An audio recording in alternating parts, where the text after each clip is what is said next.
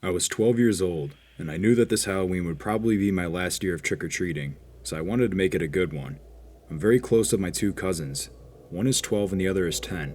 They lived in a huge neighborhood, and we've never been able to make it around the entire neighborhood despite our motivation each year to get as much candy as we possibly could. We decided this year would be different, and we'd trick-or-treat throughout the entire neighborhood. Trick-or-treating usually started around 5, so we devised a thorough plan to hit every house with the fastest route possible.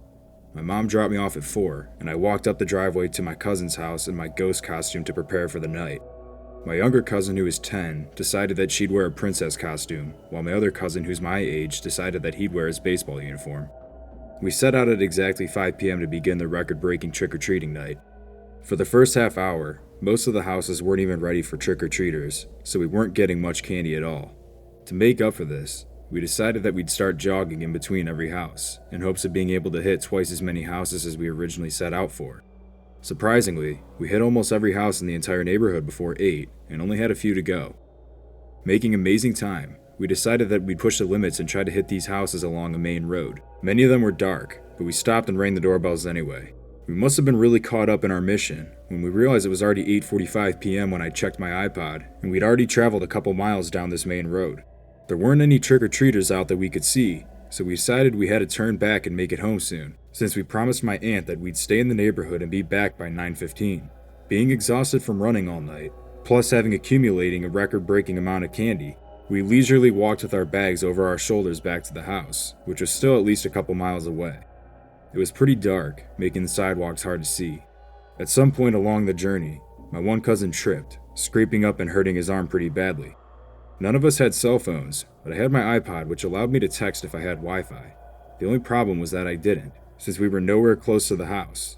We thought about trying to connect to someone's Wi-Fi if they didn't have a password, so we could text my aunt and ask her to come pick us up. We decided that it wouldn't be a good idea since she'd get mad at us for leaving the neighborhood, so we decided to venture along.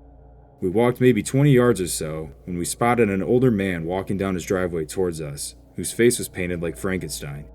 We all felt a little uneasy as we approached him, since we had to walk by his house to get home. He stopped at the end and waved at us. "Hey guys, are you okay? I saw that the baseball player took a pretty bad fall." I replied, saying, "I think he's okay." But just as I said that, my cousin said, "It really hurts. I need to take a break right now." Despite deciding not to stop, especially at a stranger's house, I assumed we should just get picked up since he apparently couldn't make it home on his own. Looking back now, this was the dumbest thing to say, but I said, "Is there any chance I could connect my iPod to your Wi-Fi? We don't have a phone, and it's the only way I can text to ask for a ride home." The old man's expression lit up and said, "Of course, young man. You guys can come in and warm up while you wait. We can get your buddy here cleaned up." Hesitantly, we followed the man up his driveway and into his house. Sitting us down at the table, he asked us if anyone knew where we were, which instantly made me regret coming inside his house. My youngest cousin instantly replied, "No. We were supposed to stay in the neighborhood. My mom is going to be so mad at us if she finds out we all went outside of it." I started getting an eerie feeling and quickly realized that we could be in danger and had no way of letting anyone know.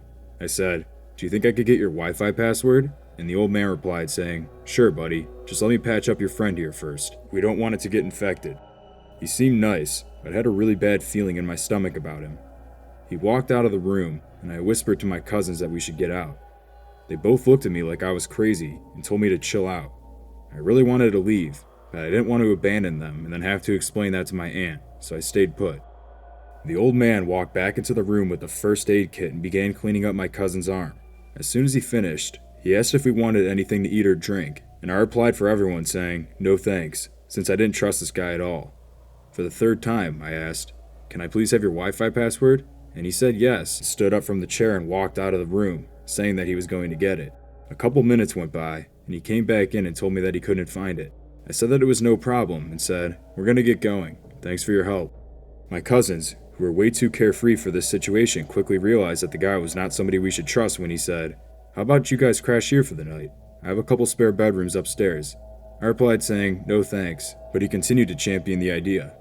I asked for a fourth time if he could maybe check one more time for the Wi-Fi, and he said he would. As soon as we heard his footsteps start ascending up the stairs, I turned to my cousins and told them that we needed to go, and we stood up and sprinted out the front door. We ran as fast as we could, leaving the bags of candy behind at the man's house. I turned around to see the old guy standing at the end of the driveway like he was before, as he yelled, "Wait, come back," but we continued to run home.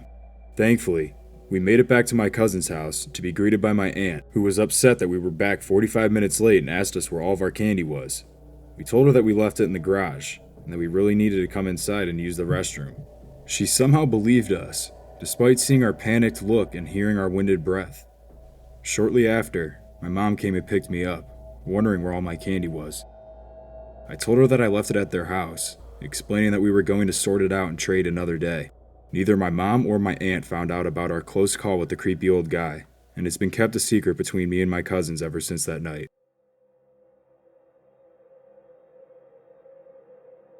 This happened when I was in high school. It was Halloween day, and I was throwing a huge costume party that night where I invited a ton of kids from my school. Halloween fell on a Saturday this year, and my parents were out of town for the weekend, so I decided I'd host a party. My best friend Mark helped me prepare the house for the party right after school. Right when we got home, we cleared out a bunch of items in the garage and set up a few tables to play Pong. Inside, we rearranged a bunch of furniture in the living room and basement, making space for everyone to stand around and hang out. Mark brought over 2 huge speakers to play music, one for the living room and one for the basement. We were pretty happy with everything so far, as we looked forward to a fun night. Around 7 p.m., people started coming over and the party began.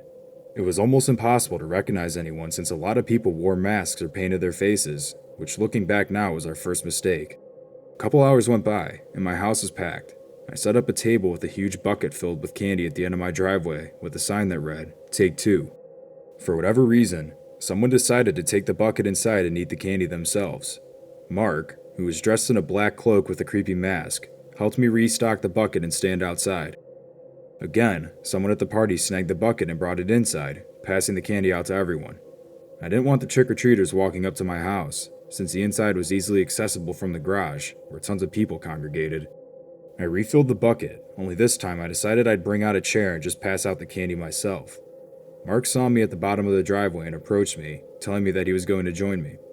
I appreciated his company, since I didn't plan on spending my night passing out candy to trick-or-treaters at my own party. Another hour or so passed, and the trick-or-treater traffic was dying down, and I told Mark I was going inside to check on the party and use the bathroom. I walked around inside and headed down to the basement, chatting with a few different people.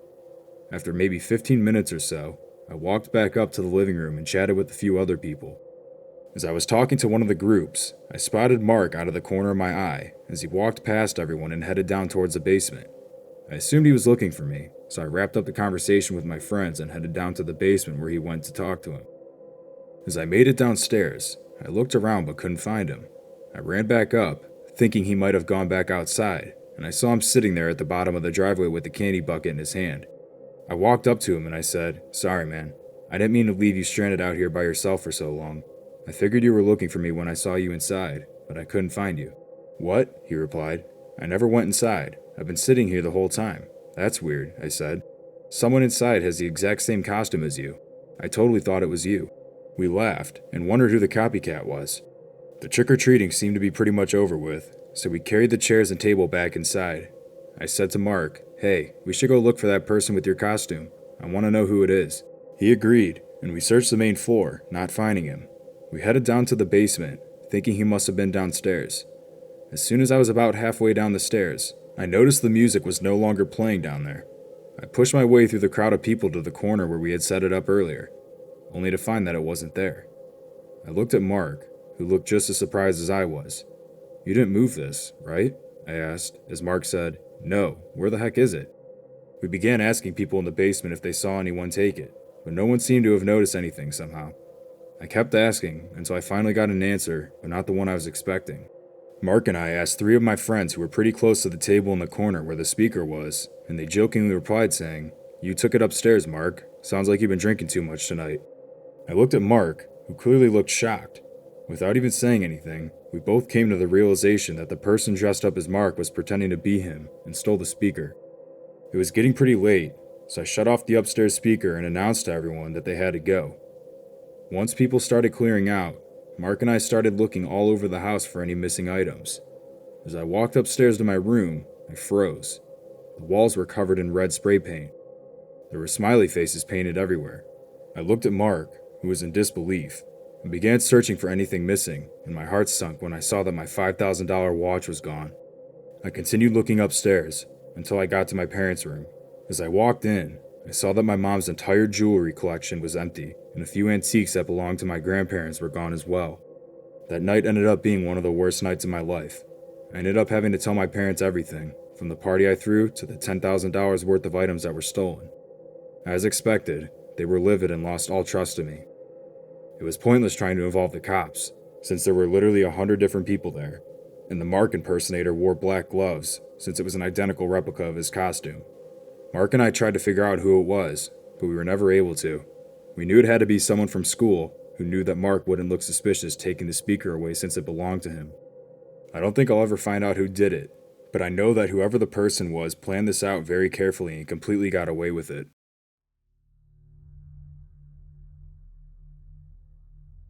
This story is very disturbing. My son had just turned 3 years old. My job requires me to travel, so I'd often leave him with my parents who'd watch him during the times I'm gone. I had to fly to Missouri for 3 days for a short business trip, so I took my son Peter to his grandparents' house for the time I was away. Anyways, on the day I returned home, I went straight from the airport to pick up Peter. I arrived around 4 in the afternoon, and I went in and talked to my parents. After chatting for a bit, they asked, "Are you going to take Peter trick-or-treating tonight?" The question stumped me for a second, completely forgetting that it was Halloween night. I turned to look at Peter, who must have been talking to his grandparents about going, and his eyes widened as he looked at me and said, "Please, Mom?" I was exhausted, but I couldn't resist saying no to him, especially since kids only have so many years to trick-or-treat before they're too old to go. I looked at my parents, who were smiling at me, and glanced back at Peter, saying, "Of course you can, buddy." He jumped up and down with excitement, since it would be his first time ever going. He ran to his room and came back out with the Lightning McQueen costume that my parents must have bought him. They suggested that I should just take him in their development, mentioning that a lot of kids lived in the area. It sounded like the most sensible option, and I decided I'd take him for a couple hours and go back home. Around 6 o'clock or so, we ventured out for the trick-or-treating. It was a cold night, maybe around 40 degrees, so we hustled to get as much candy as we could so we could go back home and warm up once his bag was full. We probably hit 20 houses or so at this point, and we were 2 streets over from my parents. The night was going well, until it took an unexpected turn. We were towards the end of a cul-de-sac when I noticed a middle-aged, bearded man dressed up as a witch standing about 20 feet behind us on the sidewalk. I initially assumed it was a parent who liked to really indulge in the Halloween spirit, but we kept hitting the houses and moved along. As we looped around the cul-de-sac, I turned around and noticed that he was gone. It seemed strange, considering he was just behind us. At that point, I had just assumed that he turned away and walked the opposite way. It was getting a little dark out, and I wanted to wrap it up for the night. Besides, Peter's bag was practically overflowing at this point, so I was stuffing the excess candy into my coat and pant pockets. We made our way down the street past a few more houses as we approached a poorly lit house, like one of those houses where you can't quite tell if they're passing out candy or not. I followed Peter up the driveway to the house. As we turned onto the front walkway, the same man who I noticed earlier following us popped out of nowhere from behind and yelled, trying to scare us. Peter screamed, and I turned around to politely ask the man not to do that, explaining that Peter was only 3. The walkway we were standing on was poorly lit, but I was able to sort of make out the guy's face.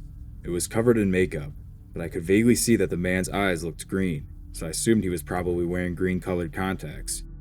Instead of saying something like sorry or responding in a normal way, he stepped a foot closer to me and screamed in my face, trying to scare me. It definitely worked, and I quickly questioned this man's sanity. I grabbed Peter's hand and walked him through the bushes towards the sidewalk. I turned around to see that he was just standing there, completely still. It was really creepy, but I was glad that he wasn't following us. We skipped probably 6 or 7 houses after that, and cut to the right to head back towards my parents' house.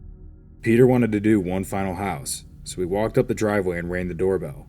As the door opened, I practically jumped out of my skin to see the same man from earlier standing on the other side. Peter, who didn't recognize the guy, stuck his bag out and said, "Trick or treat." The man, who had a sadistic smile on his face, reached over to the side and gave him a mini Reese's peanut butter cup. I tried to play it cool, so I thanked him as we turned around to walk back to my parents. After about 10 minutes of fast-paced walking, we finally made it back. By this time, my parents were already asleep, so we got in the car and drove home. As soon as we got inside, I said, "Peter, can I see what you got?" And he handed me the candy-filled bag. I searched for the Reese's peanut butter cup, and pulled it out in the bathroom under the light. As I began examining the wrapper, I felt myself turn cold. The wrapper was partially open. I ripped it all the way open and split the candy in half, finding specks of white powder inside. I screamed and impulsively flushed it down the toilet. Once I put Peter to bed, I drove back to the neighborhood and tried to look for the house, but was only able to narrow it down to 3 houses. I thought about calling the police, but I realized I literally got rid of the evidence I could use against him, which looking back was extremely foolish of me. I'm just super thankful that I was able to find the candy before Peter ate it.